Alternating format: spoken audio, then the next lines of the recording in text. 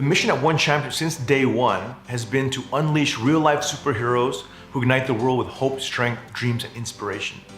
All of our competitors, their mission is to sell fights, make money. We have a much higher purpose, and as a result, we've been able to ignite entire countries, actually the entire continent of Asia, to rally behind our heroes and their stories and our values. When people fight for themselves and just themselves, it's easy to quit.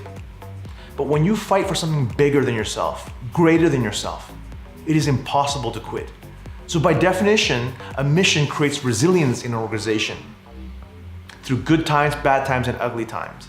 And if a company doesn't have a mission and it's just, let's grow revenues, let's build great products, let's get more customers, that works in good times. But in bad and ugly times, you'll see tremendous turnover in employee base and therefore capabilities of a company.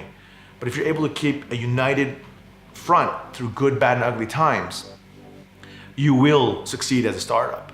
And at the end of the day, it comes from a mission. The mission creates unity, creates resilience in the organization.